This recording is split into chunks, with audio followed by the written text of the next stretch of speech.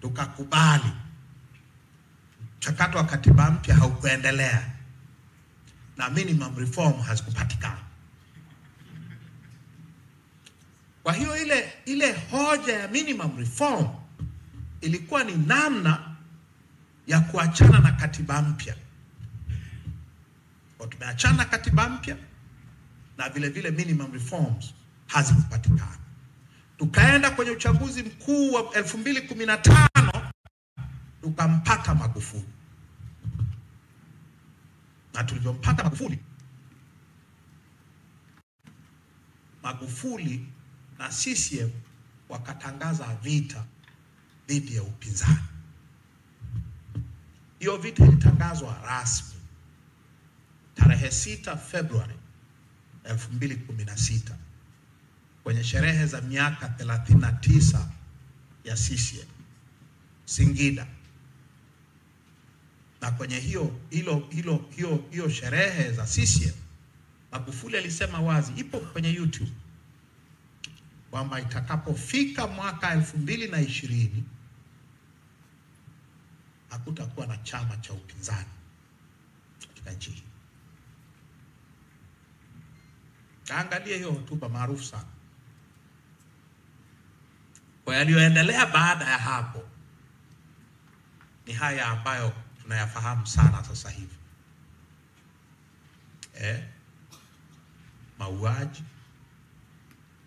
Mauaji ya kisiasa. Mgombea ubunge wa jimbo la ni Nyang'hwale au nani, jimbo gani, nani, Alphonse Mawazo Usana, aliuawa in broad daylight. Na wanachama wetu wengine wengi sana, kina Bensa 8, wengine tuliponea chupu kama mnafahamu, ambao hawakujeruhiwa au hawakuharibiwa biashara zao wafungwa. Hiyo vita ya Magufuli ndio bonde la uvuli wa mauti. Kwa nini? Bonde la uvuli wa mauti alilozungumzia Nelson Mandela 1953. Tulipita kwenye bonde la uvuli wa mauti ili CCM iweze kucrash upinzani. Sasa kumbuka, Nyalali na tume yake walisema mfumo wa uchaguzi ni mfumo wa rais. Tuliona hiyo very clear, bila shaka yoyote, wakati wa Magufuli, na tunayaona sasa na Samia. Mwaka 2019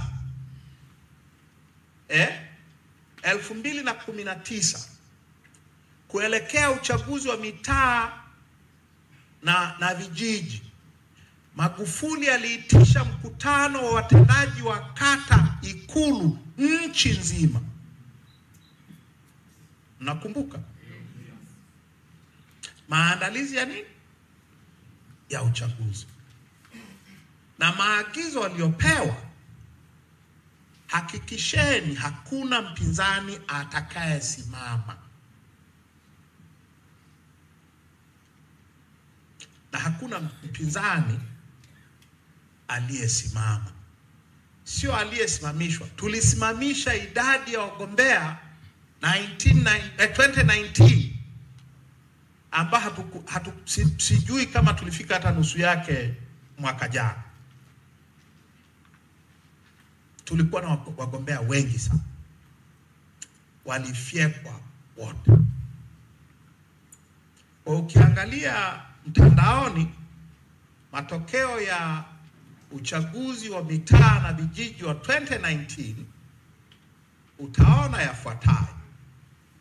Moja, kwenye uchaguzi wa vijiji CCM ilipata 99.9 ya wenye viti wa vijiji vyote. Ilipata wenye viti 12,260 kati ya wenye viti 12,262. Haikupata hao. Haikupata wawili. angalieni mtandaoni, utaona kwamba kwenye mitaa 4262 CCM ilipata mitaa 4262, 100%. 100% ilishinda mitaa yote nchi nzima. Ukirudi nyuma miaka mitano kwenye uchaguzi wa 2014 utakuta kwenye matokeo yako kwenye website za TAMISEMI, utakuta kwamba kwenye vijiji mwaka 2014 CCM ilipata 80% ya mitaa ya vijiji vyote. Manake sisi wapinzani tulipata 20%. Chadema pekee yetu tulikuwa na 15% ya vijiji vyote nchi nzima, vijiji 1754. Kwenye mitaa utaona kwamba CCM ilipata 66.66% ya mitaa yote, takriban 67%. Sisi wapinzani tulipata 33%, na sisi Chadema tulikuwa na 25% ya mitaa yote nchi nzima. Tulikuwa na mitaa 980. Fast forward, si mnajua ile kitu ile fast forward 10 years. Mwaka jana kwa mujibu wa takwimu za TAMISEMI, CCM imepata 99.01% ya vijiji. Chadema imepata 0.79% ya vijiji 97. Hatujafikisha 100. Na kwenye mitaa CCM imepata 99%, Chadema imepata 0.84. Hatujafikisha 1%. Tuna mitaa 36 nchi nzima. Tulikuwa na mitaa 980 miaka 10 iliyopita. Mfumo wa uchaguzi ni mfumo wa rais, na kwa sababu ni mfumo wa rais, ni mfumo wa CCM. Kwa sababu ni mfumo wa rais, rais anatoa maelekezo kwa wakuu wa mikoa, anaanza kwa mkwe wake, waziri wa TAMISEMI. Waziri wa TAMISEMI anapeleka maagizo kwa wakuu wa mikoa, wakuu wa wilaya, wakurugenzi, watendaji wa kata, watendaji wa vijiji: hakikisheni wapinzani hawaendi popote. Ndio maana ya nini? Ya haya matokeo. Ndio maana ya hiyo engua. Kwa sababu mfumo wa uchaguzi ni mfumo wa rais, na kwa sababu ni mfumo wa rais, ni mfumo wa CCM, kama alivyosema Nyalali miaka 33 iliyopita.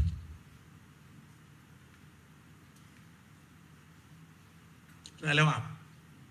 Sasa kuna mambo mengine yamejitokeza ambayo yote yanatoka kwenye hii kanuni kuu. Kanuni kuu ni kwamba huu ni mfumo wa CCM. Kila kitu kina flow from hiyo general principle kwamba huu ni mfumo wa rais, ni mfumo wa CCM.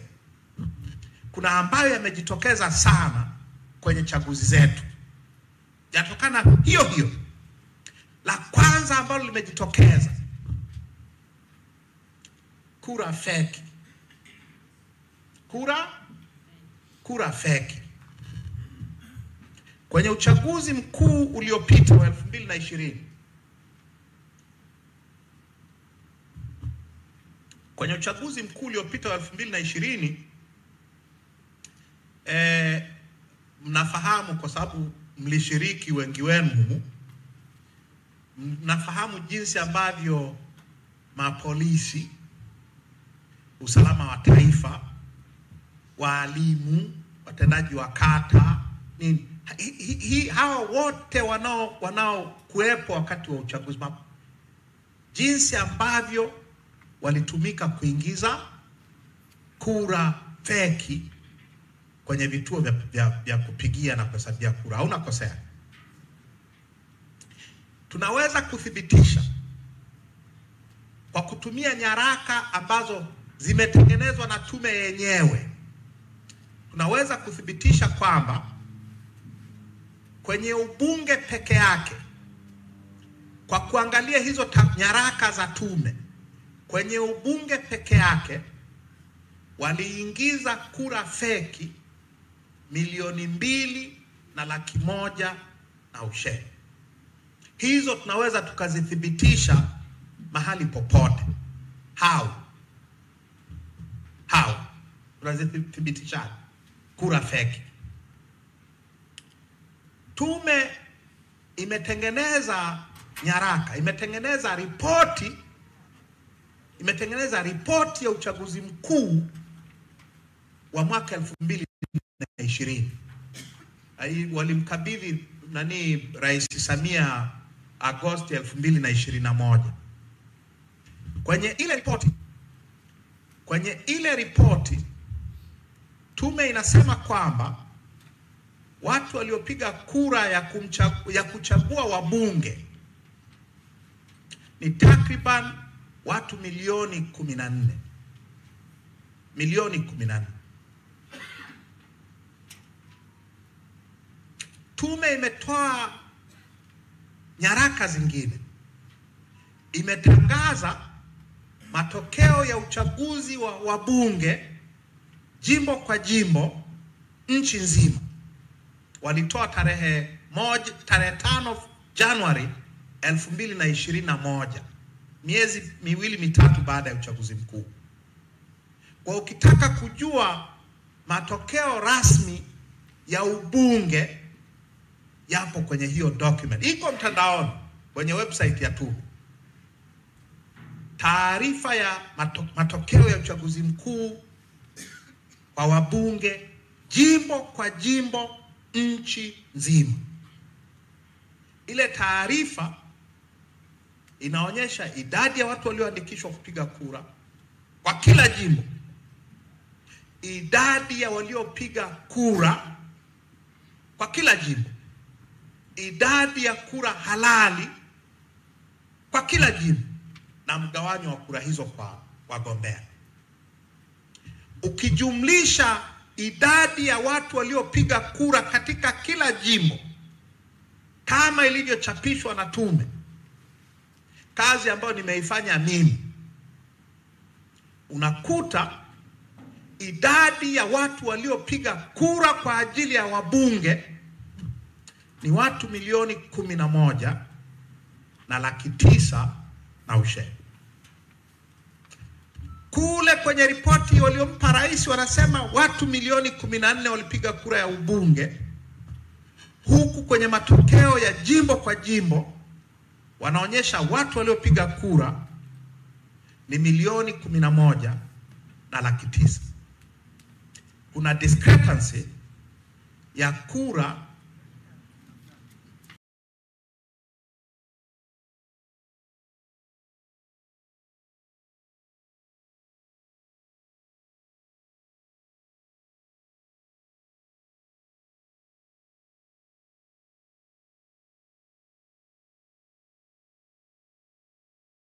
sisi wengine wote. Tume inatuletea majina ya wapiga kura, yanabandikwa kwenye kuta za matangazo, au sio? Unajuaje kwamba hizo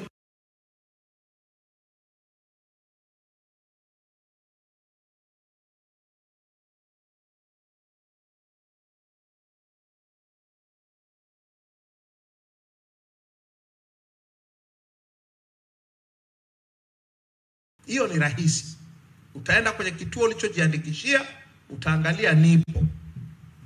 Lakini unahakikishaje kwamba hao waliowekwa hapa ndio watu pekee walioandikishwa kwenye kituo hiki?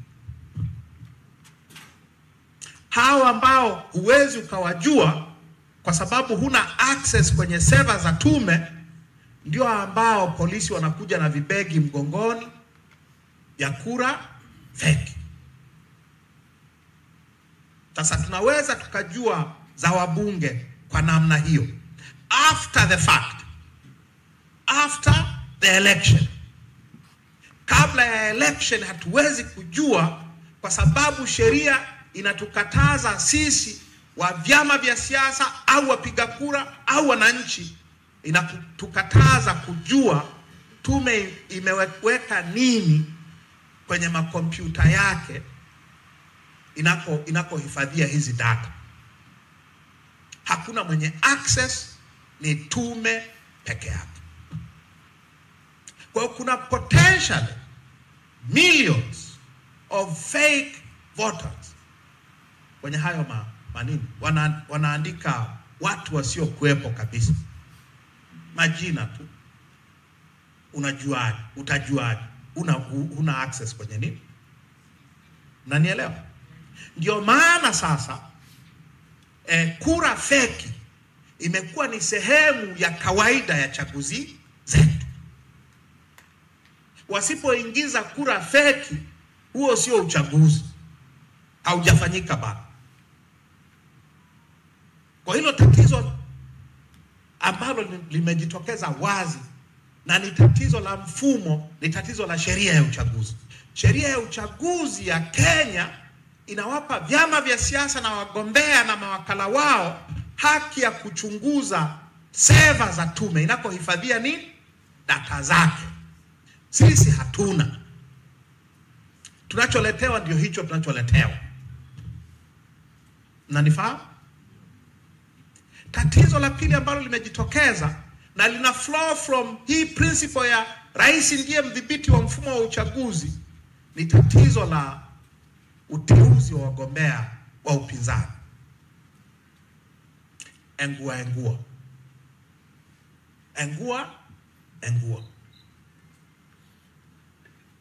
Kwenye uchaguzi wa vijiji mmeona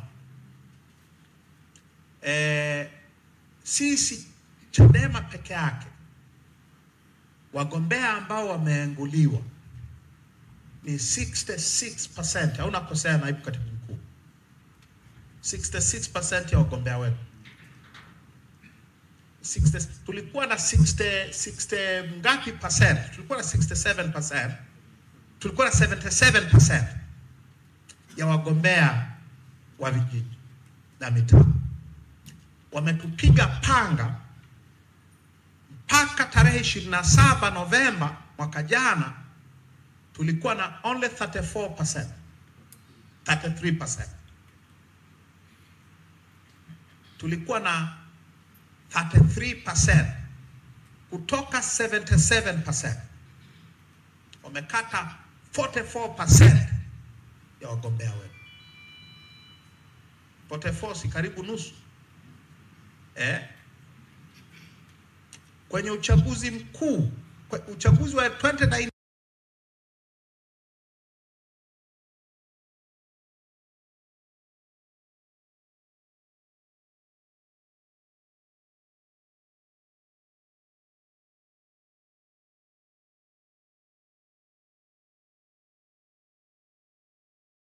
tunafuata sheria. Sheria inasema saa 10. Sasa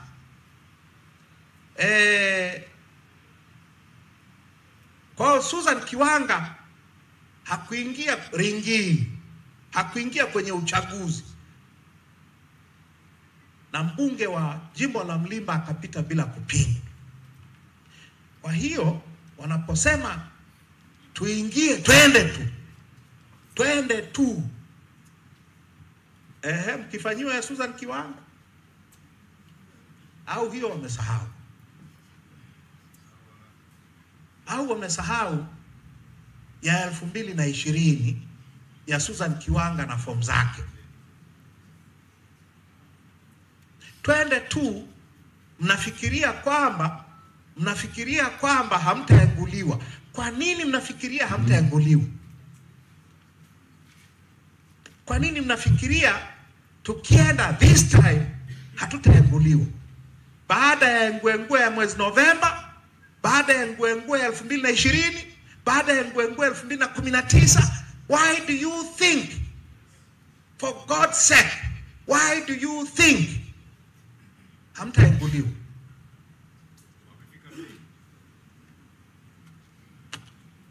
Anyway, hoja yangu juu ya 2020 ni kwamba uchaguzi wa 2020 uliweka record kwenye historia ya uchaguzi mkuu wa nchi hii. 2015 wagombea wa upinzani walioenguliwa kwa mmoja tu. CCM walipita bila kupingwa jimbo moja tu, jimbo la Masasi kama sikosei. Kisoma kwenye ripoti ya tume ya 2015 utaliona. Jimbo moja tu, mtu mmoja tu alienguliwa. 2020 sisi Chadema peke yetu waliengua 35. Sasa fikiria, sisi ndio chama kikubwa, sisi ndio chama. Hao wengine ni majina tu. Sisi wa kwetu walienguliwa ultimately 35. Walianza na 63.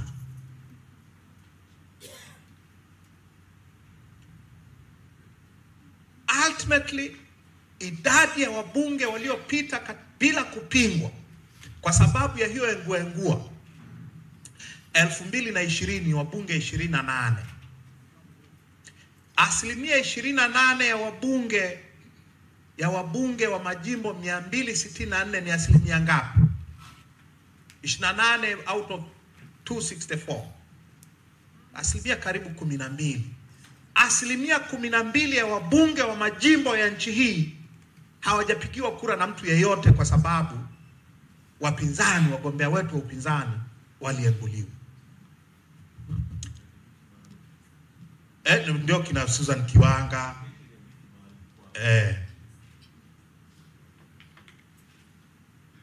Kwenye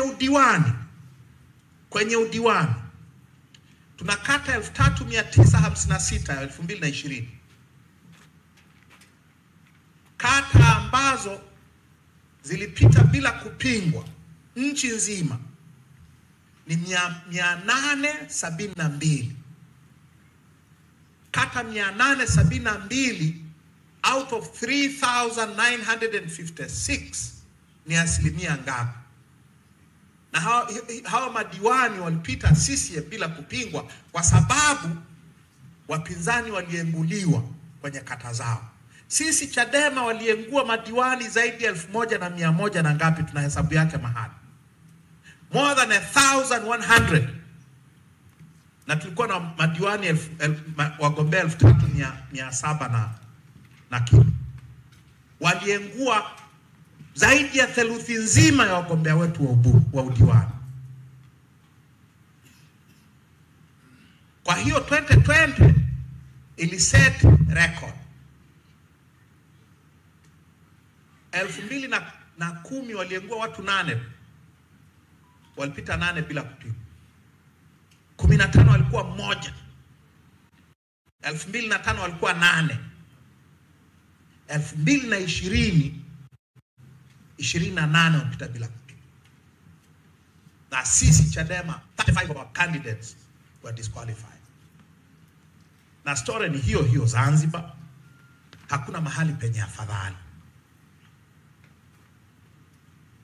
Kwa hiyo habari ya kuengua wagombea, it has become a pandemic. Ni ugonjwa wa mlipuko. Every general election, actually, sio every general election, tumeiona kwenye uchaguzi wa mitaa, ni pandemic. Kwa hiyo ukisema twende twende tukakomae. Unakomaa kama ni mgombea. Usipokuwa mgombea kwa sababu fomu zako hazijapokelewa au umeenguliwa, unafanyaje? Unafanyaje? Hilo tatizo la ngapi? Nimesema kuna tatizo la huo ugonjwa sugu wa kura feki, uteuzi wa wagombea.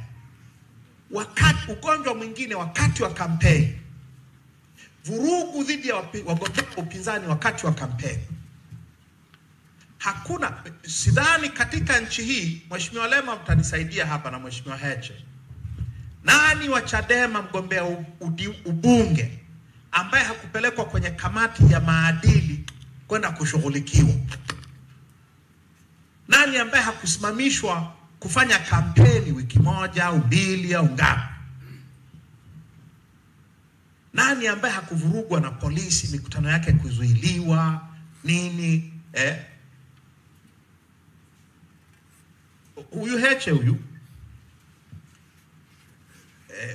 makao yake makuu ya kampeni alivamiwa, wakavunja vyombo vya matangazo, haribu magari, kamata mdogo wake, wakampakia kwenye gari, wakamchoma kisu, akafa kwenye kampeni. Mimi nilipigwa mabomu mara 3 na polisi ili nisifanye mkutano. Nilizuiliwa kufanya kampeni siku 10. Wakati ule Magufuli kale ka pacemaker kaka kalikuwa kanaleta shida, kwa inabidi wampepe hivi. Inabidi mimi waniweke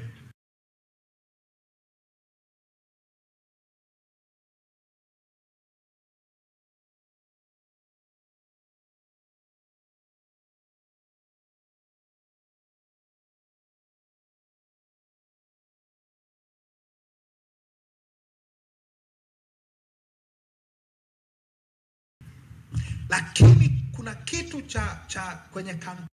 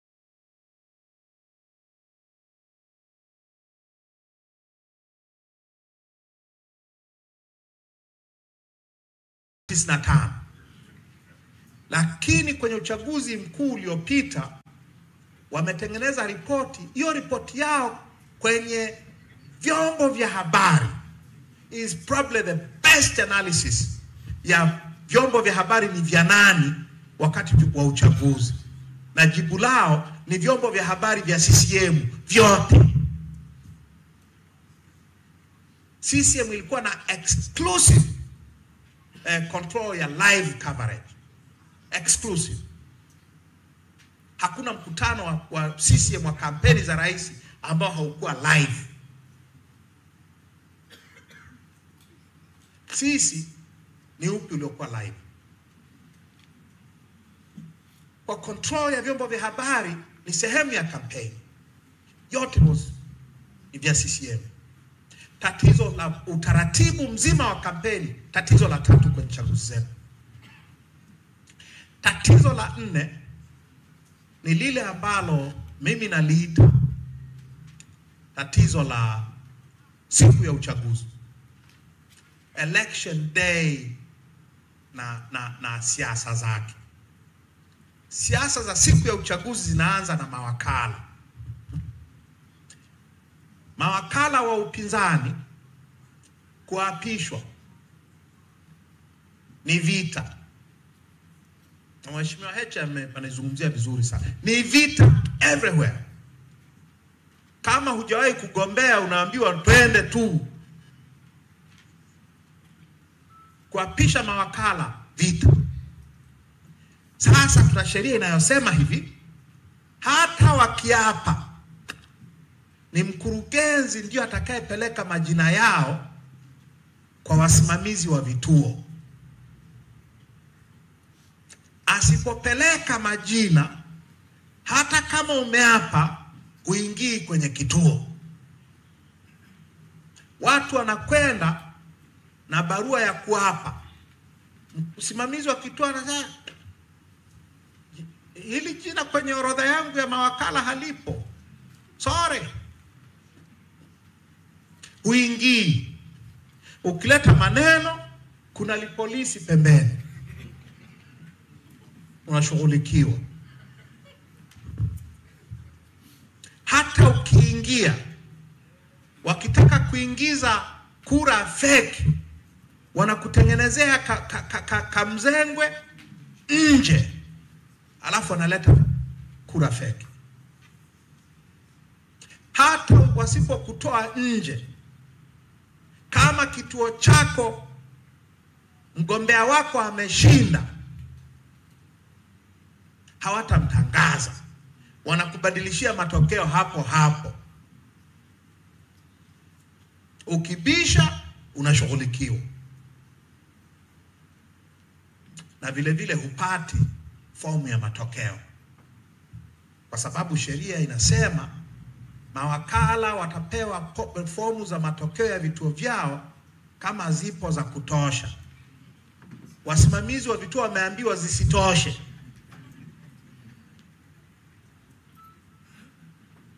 Kuna nyie wote kuna nani ambaye hajagombea hapa? Nani ambaye hajagombea kabisa anyoshe mkono? Yes, mnaambiwa twendeni. Twendeni mkayaona. Unaelewana?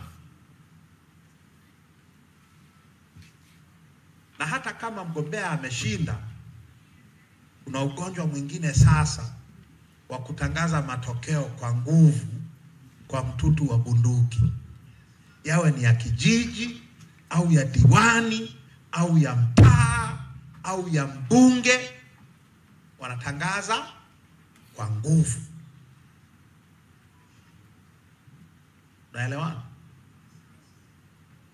Mkisha malizana, umeshapigwa sasa, wanasema hii nchi bwana ni ya utawala wa sheria, nenda mahakamani. Nenda. Ukienda mahakamani, kwanza weka milioni 5 mara 3 gharama za uchaguzi. Ukizipata ukaziweka ili kesi ianze. Mnaniangalia? Ndio hivyo. Weka milioni 5 mara walalamikiwa 3, ndio kesi ianze. Ukizipata milioni 15, then kesi inaanza. Katika historia ya chaguzi za nchi hii na kesi za uchaguzi, ilianza basically baada ya uchaguzi wa mwaka 65, miaka 4 baada ya uhuru. Haijawahi kutokea mahakama za Tanzania zikafuta wagombea zaidi ya 3 kwenye ubunge. Ikitokea sana sana kama ilivyomtokea Wasira, sijui kwa nini hamumpigi nayo nani mikutanoni, alikutwa na rushwa, ubunge ukafutwa, akafungiwa kugombea miaka 10. Ikitokea mahakama imekufuta, futa kabisa matokeo, ni mgombea mmoja, wawili, hardly watano. Nachotaka kusema ni kwamba kuna tatizo kubwa la mfumo wetu wa utatuaji wa migogoro ya uchaguzi. Ni completely dysfunctional. Uchaguzi unavurugwa nchi nzima, halafu unaambiwa ufungue kesi kwenye jimbo moja moja. Wameiba uchaguzi on a national scale, unaambiwa fungua kesi 264, unaweza wapi? Hizo mahakama ziko hapa. Na hiyo ni kuachia mbali ukweli kwamba na majaji nao ni watu wa rais. Na kwa sababu ni watu wa rais, wengi wao ni ma-CCM. Wanataka wapandishwe vyeo, waende mahakama ya rufaa, wanataka wateuliwe kwenye commissions, kwenye tume. Kwenye tume ndio kuna hela. Wanataka wakifika muda wa kustaafu waongezewe mikataba. Kwao wote wanajipendekeza, kuanzia jaji mkuu, all of them. Kwa mahakamani hakuendeki. Sasa hayo, kwa kifupi, hayo ndio matatizo ya mfumo wetu wa uchaguzi. Kuna moja ambalo sijalisema, moja au mawili ambalo nafikiri ni muhimu kulisema, kwa sababu nimelisema na liko technical kidogo. Tunashindwa uchaguzi kabla haujatangazwa. Tunashindwa uchaguzi kabla haujatangazwa. Namna gani? Kwa kufanya kitu Waingereza wanakiita gerrymandering. Gerrymandering. Iangalie kwenye mchino. Gerrymandering ni utengenezaji wa majimbo kimkakati. Utengenezaji wa majimbo ya uchaguzi kimkakati. Unatengeneza majimbo ili ushinde kabla hujapigiwa kura, ili kugarantii ushindi kabla hujapigiwa kura. Unafanyaje? Ukiwa mjanja, na nataka muifuatilie hii, wewe jiulize, hivi kura za wapinzani huwa zinatoka wapi? Kura za wapinzani wa Tanzania huwa zinatoka wapi? Kura za Chadema huwa zinatoka wapi? Kwanza ni mjini. Kwanza ni mjini. Na miji inaongozwa na Dar es Salaam. Kwa kura nyingi zaidi za Chadema zinatoka mji huu. Sawa sawa? Zinatoka Arusha, zinatoka Mbeya, zinatoka Mwanza. Sawa sawa? Ndio inakuja miji kama Moshi, Iringa mjini, lakini zinatoka principally mijini. So what you do, gerrymandering inafanyikaje? Unahakikisha kwamba majimbo ya mijini ni machache kuliko ya vijijini. Dar es Salaam, kwa takwimu za tume za 2020, ilikuwa na wapiga kura walioandikishwa 3,427,000. 3,427,000 registered voters. Ilikuwa na majimbo 10. Si yako 10? Ni watu wa Dar es Salaam. Hayo majimbo, idadi ya wapiga kura wa Dar es Salaam inalingana na wapiga kura wa Iringa, jumlisha Njombe, jumlisha Pwani, jumlisha Songwe, jumlisha Rukwa, jumlisha Katavi.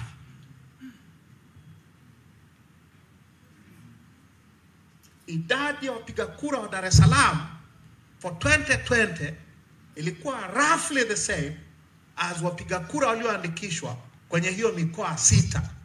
Hiyo mikoa 6 ina majimbo 37. Dar es Salaam ina majimbo 10. Kwa hiyo ukipigiwa kura 3,427,000 Dar es Salaam, una wabunge 10. Ukipigiwa kura hizo kwenye hiyo mikoa 6, unawapiga kura 37, una wabunge 37. Nani mshindi?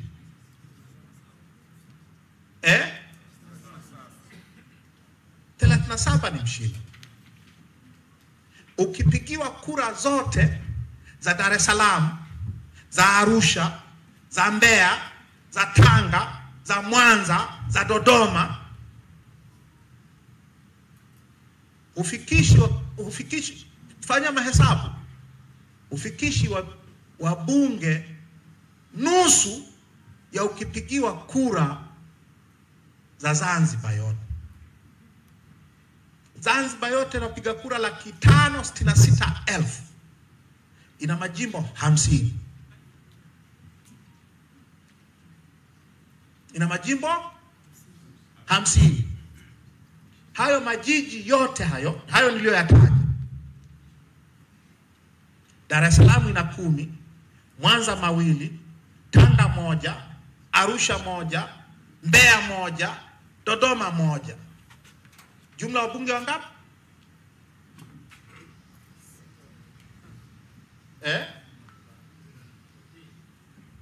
14-15.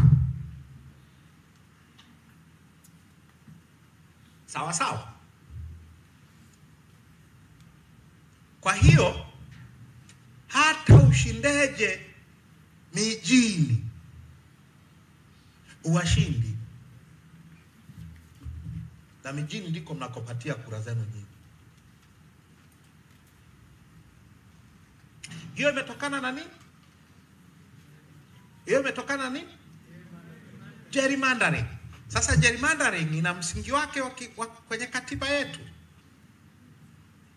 Kiangalia ibara ya 75 ya katiba inapozungumzia utaratibu wa kutengeneza majimbo, inasema hivi: katika kutengeneza majimbo ya uchaguzi, tume itaangalia uwepo wa miundombinu na hali ya kijiografia.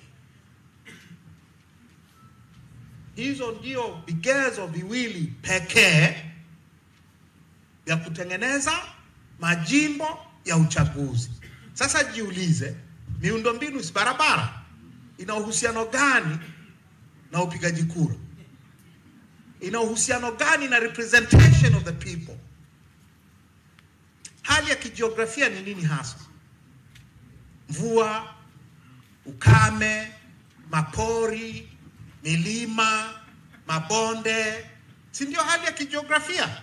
Ina uhusiano gani na representation of the people? Ina uhusiano gani? Mnachagua nini? Hayo majimbo ni kwa ajili ya nini? Ya binadamu au ya nini? Kwa sababu binadamu hawapo kwenye vigezo vya kutengeneza majimbo. Sasa kitu ambacho wengi hawatukielewi ni kwamba binadamu walikuwepo wakaondolewa. Walikuwepo wakaondolewa, na waliondolewa makusudi. Tulipopata uhuru, katiba yetu iliandikwa na Waingereza. Tume ya uchaguzi hii ya leo hii ilianzishwa na katiba ya uhuru iliyotungwa na Waingereza. Mnanipata? Kwenye kazi za tume kutengeneza majimbo, katiba tuliyotungiwa na Waingereza ilisema hivi: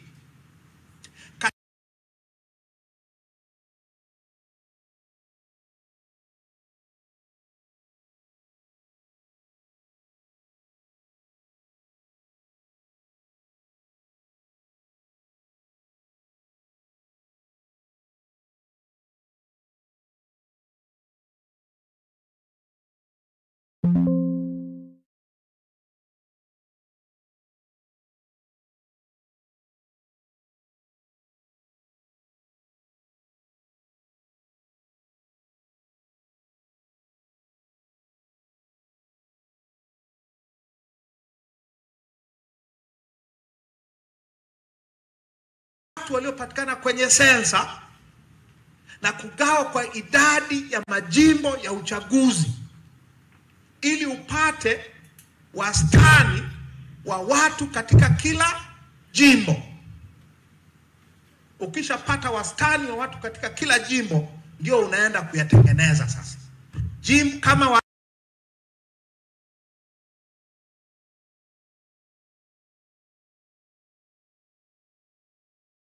accordingly. Hiyo ilikuwa katiba yetu ya uhuru. Tukapokea hivyo vifungu kama vilivyo kwenye katiba yetu ya kwanza ya Jamhuri ya Muungano ya mwaka 65, katiba ya mpito. Havikubadilishwa neno moja. Tukaenda na katiba ya mpito mpaka mwaka 77. Tukatunga katiba hii ya sasa. Vile vifungu vilihamishwa kama vilivyo kwenye katiba ya mwaka 77 na vikabaki vile mpaka mwaka 92. Kwenye mabadiliko ya katiba yaliyoingiza mfumo wa vyama vingi vya siasa, wakachomoa hivyo vifungu. Kwenye sheria inayosema tunaenda kwenye vyama vingi, ikaondoa hivyo vifungu vinavyosema unapanga majimbo kwa kuangalia idadi sawa ya watu. Ipo kwenye mabadiliko ya 6 ya katiba. Mabadiliko ya 5. The 5th Amendment. The 8th Amendment ndio iliyoleta vyama vingi. 5th ilileta Bill of Rights. Kwa hiyo tunaenda kwenye mfumo wa vyama vingi. Tumeondoa mfumo wa kidemokrasia wa kutengeneza majimbo ambao uko kwenye katiba zote za kidemokrasia. Nenda Kenya, nenda Zambia, nenda Malawi, nenda Afrika ya Kusini, nenda everywhere. Principle ya kutengeneza majimbo ni idadi sawa ya watu, kwa sababu wanaowakilishwa ni binadamu, sio milima, sio barabara, sio nini. Kwa hiyo leo hapa tulipo kuna hiyo nani majimbo ya mijini. Kama tungefuata population parity, na hii iko kwenye nimefanyia research kwenye nani, moja wapo ya mambo ambayo nimeyakuta kwenye utafiti wangu. Kama tungekuwa na population parity kama kanuni kuu ya kutengeneza majimbo, Dar es Salaam peke yake ingekuwa na majimbo 25. Kwenye majimbo haya 294, Dar es Salaam ingekuwa na majimbo 25. Sasa kumbuka, jiulize tu, mwaka 2015 kwenye uchaguzi mkuu 2015, sisi vyama vya Ukawa tulipata 60% ya kura za Dar es Salaam. 60% ya kura za Dar es Salaam kwenye majimbo 25. Unafikiri tungekuwa na wabunge wangapi?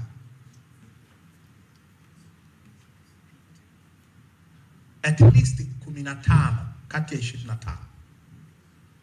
Tulikuwa na 5 badala yake.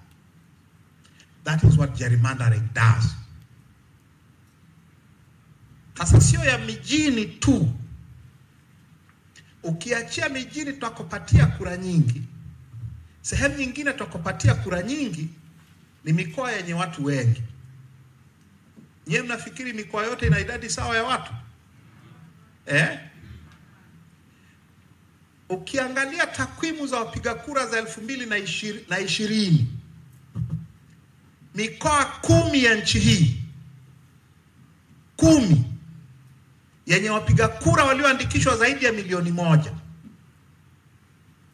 ilikuwa na 55% ya wapiga kura wote. Ilikuwa na wapiga kura 16,000,000. Mikoa 10 tu. Nchi hii sina mikoa 26.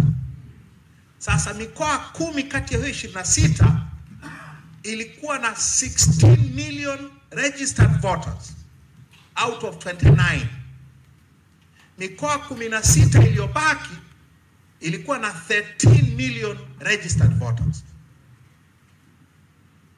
Kwa hiyo mikoa yenye watu wengi ni michache, mikoa yenye watu wachache ni mingi. Kwenye mgawanyo wa majimbo, mikoa yenye watu wengi ina majimbo machache, mikoa yenye watu wachache ina majimbo mengi. Hapa wengi wape haipo. Wengi wape haipo. Ni wachache wape.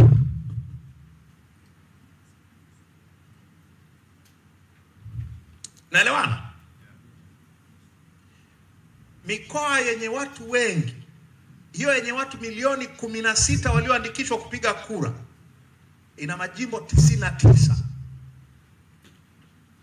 Mikoa yenye watu milioni 13 ina majimbo 115.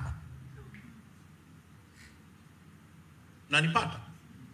Sasa kura za wapinzani zinapatikana kwenye mikoa yenye watu wengi. Unanifahamu? Kwa gerrymandering inavuruga, sio tu inavuruga representation, inawagharimu nyie moja kwa moja. Unanipata? Sasa hilo ni tatizo kubwa, na limeanza kuzungumzwa na watazamaji wa chaguzi zetu tangu mwaka 95.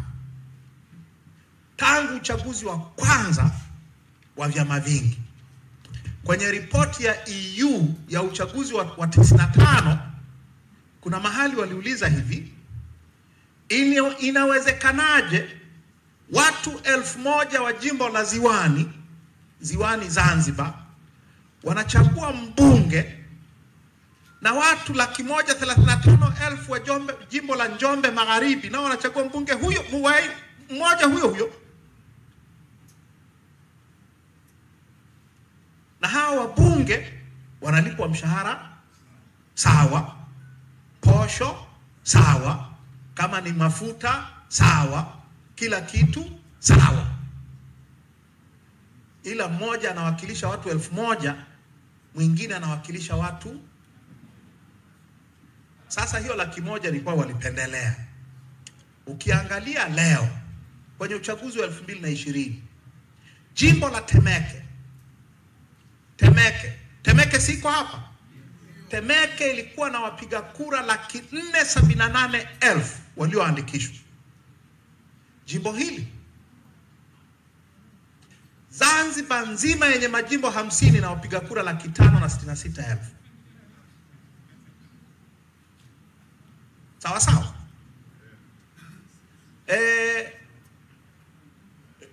Wapi kule Handeni vijijini. Kuna mtu wa Handeni hapa? Handeni vijijini ni jimbo, na Handeni mjini ni jimbo. Handeni vijijini na wapiga kura 132,000. Handeni mjini wapiga kura 24,000. Kwa sababu inabidi tumtengenezee nani?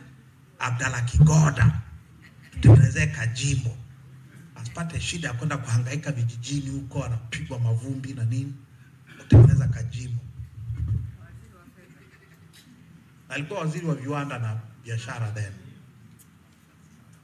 Kwa hiyo kuna uchafu kwenye utaratibu mzima wa majimbo everywhere. Dar es Salaam ina majimbo sawa na Mtwara. Mtwara ina watu 930,000. Dar es Salaam 3,427,000.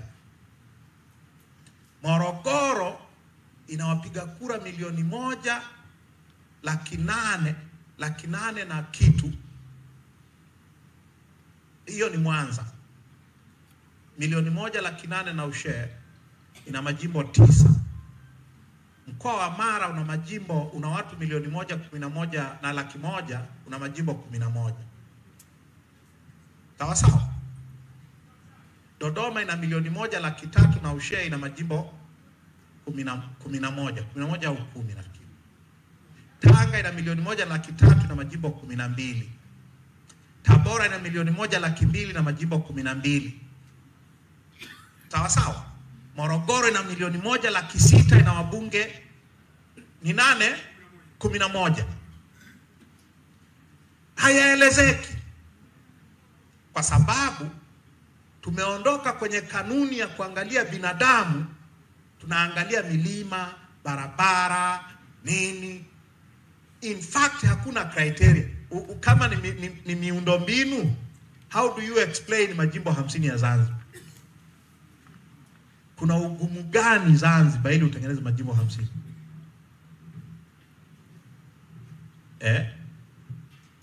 Au kati ya Mwanza yenye watu 1,800,000 ina majimbo 9 na Mara mkoa wa jirani wenye watu 1,100,000 na majimbo 11.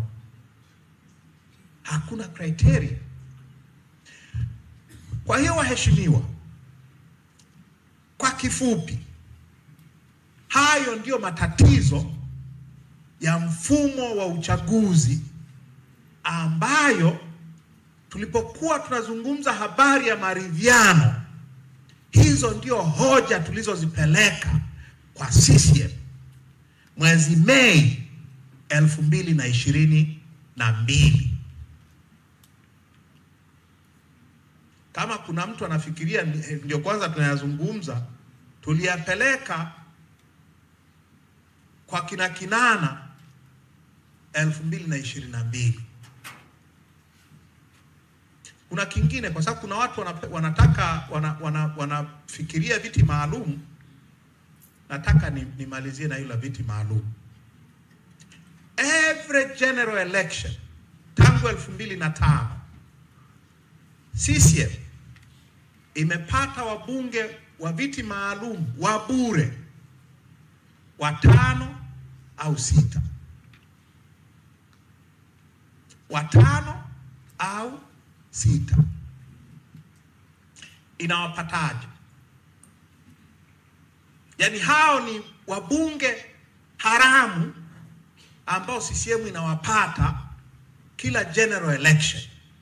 Wanapatikanaje? Utaratibu wa kupata viti maalumu ukoje? Si mnaufahamu? Chama kinachopata 5% au zaidi ya viti vya kura halali za wabunge kinastahili kupata viti maalum, au sio? Ndio utaratibu uliopo kwenye katiba na sheria za uchaguzi. Kwa chama kisichofikisha 5% ya kura za wabunge, sio kura za rais, inayoleta viti maalum ni kura za bunge. Ufikishe 5% una viti maalum. Sasa what happens kwa vyama visivyofikisha 5%? Kura zao zinaenda wapi?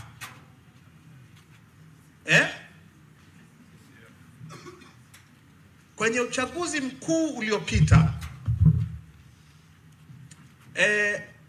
vyama hivyo vinavyopata 2 hapa, 3 pale, 1 hapa, nini, hivyo vyama hivyo mnavifahamu vyote, kwa ujumla wao vilipata 7% ya kura zote halali za wabunge. Sawa sawa. Hizo 7% zilipaswa zitoe wabunge 6. 7 ni 7. Zilipaswa zitoe wabunge 7. Ni 6%. 6% ya kura zilipaswa zitoe wabunge 7. CCM ilikuwa na 78%, Chadema 16%, zinakuwa 94, sio? Vyama vingine 6% zinakuwa 100. Idadi ya viti maalum ni 113. 78% ya viti 113 ni ngapi kwa ajili ya CCM? Hesabu yangu inaniambia 88. 78% ya viti 113.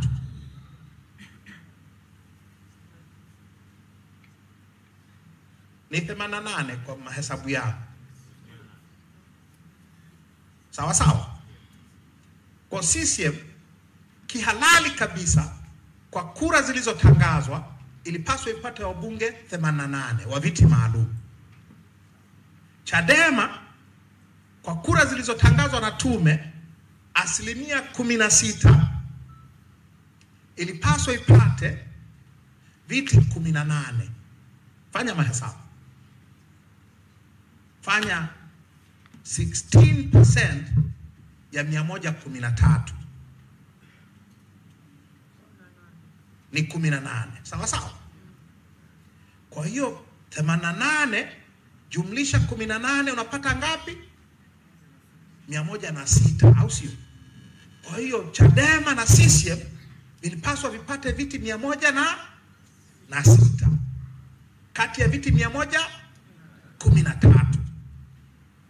Sasa mgawanyo ulivyo sasa, CCM 94, Chadema 19. Mnanipata? Ukijumlisha 94 na 19 ni 100 na ngapi? Kwa hiyo katika wabunge 7 wale wa kura za ACT, za Chauma, za Narea, Tadea, mnawafahamu wale wenye vyama vyao, kura zao wabunge wapi? Na sisi tukapatiamo. Na hiyo ni tangu 2005. Huu utaratibu wa nani ulianza 2005. Kwa kifupi, kwa hiyo mfumo wetu wa uchaguzi uko hivi. Matatizo yake ndio hayo. Na haya nayo yasema utakutana nayo kwenye ripoti za tume, kama tume ya Nyalali, tume ya Warioba, tume ya Kisanga, tume ya Bomani. Utakutana nayo kwenye taarifa za watazamaji wa uchaguzi wa kimataifa na wa kitaifa tangu mwaka 95. Na utakutana nazo kwenye kikosi kazi. Utakutana nazo kwenye taarifa majadiliano yetu na CCM. Ni vitu ambavyo ni matatizo ya miaka yote. Na CCM wamekataa kuyafanya nini? Kuyashughulikia. Na sasa hawataki uchaguzi kwa sababu tukienda tunaenda kukutana na hayo mnayoyafahamu. Na zaidi ya hayo, sasa uchaguzi wetu haukosi mauaji. Kuna uchaguzi usioendana na kafara nchi hii sasa hivi upo. Sasa hayo yote haya ndio mabadiliko tunayoyataka. Tunaposema no reform, no election, hiyo reform ambayo tunaitaka ni ya maeneo haya. Na CCM na Samia wanafahamu kwa sababu tumewaandikia specifically kwenye maridhiano Mei 2021. Wakatuongelesha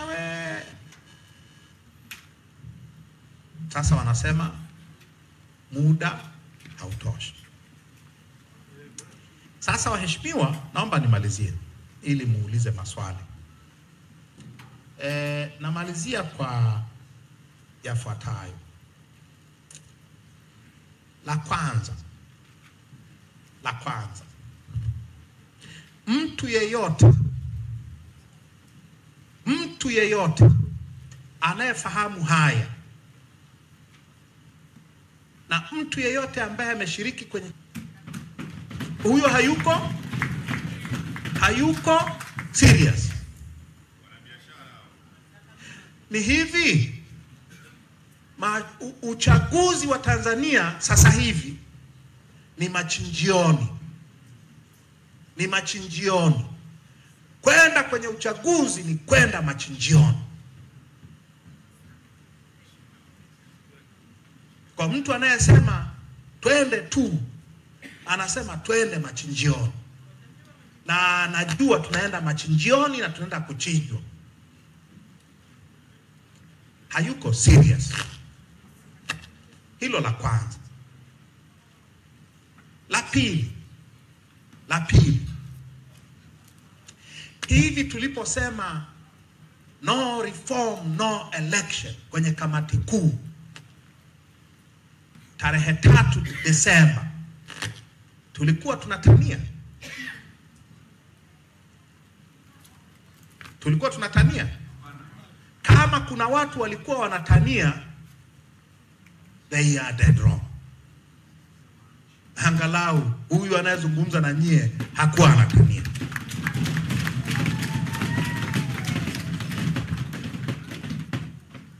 Kama kuna mtu alikuwa anazungumza ili tupandishe dau,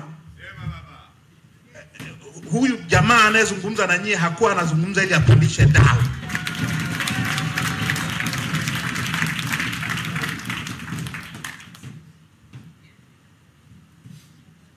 La tatu, huu ndio msimamo wa chama. Ndio msimamo wa chama. Ulipitishwa na kamati kuu, mimi sikuwa mwenyekiti. Nilikuwa makamu. Nilikuwa na ushawishi mkubwa, ni kweli. Lakini ulipitishwa na kamati kuu ya mwenyekiti Mbowe.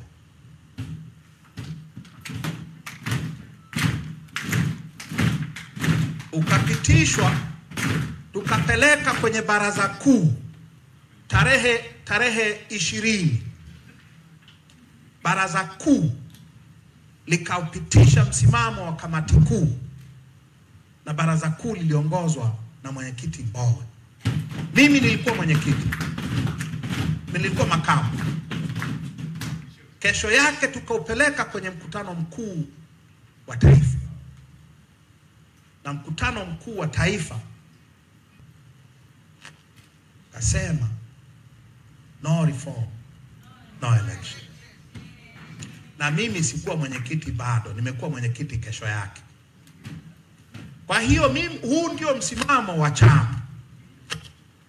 Ndio msimamo wa chama. Kwa katiba yetu, kwa katiba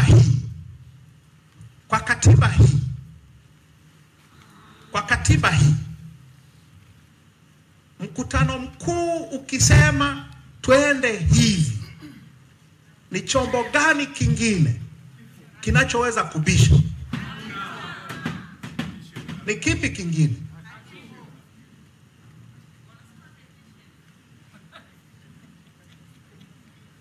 Waheshimiwa, kwa hiyo ni msimamo wa chombo cha juu kabisa cha mamlaka kwenye chama chetu. La 4, naombeni mniambie waheshimiwa wajumbe, kama huu msimamo sio msimamo sahihi. Kwa mazingira yote haya, kwa haya yote haya mnayoyafahamu, nani anayesema huu sio msimamo sahihi? Huu ni msimamo sahihi wa chama. Ni msimamo sahihi wa chama. Na mimi, waheshimiwa wajumbe, na mimi nataka niende kwenye nichaguliwe kwenye kacheo fulani nchi hii. Sawa sawa? Nataka na mimi nichaguliwe kwenye kacheo fulani nchi hii. Na nyie mnataka mchaguliwe kwenye kacheo fulani nchi hii. Wote tunataka tuchaguliwe. Kwa hali ilivyo, hilo linawezekana? Kama haliwezekani, tufanyeje?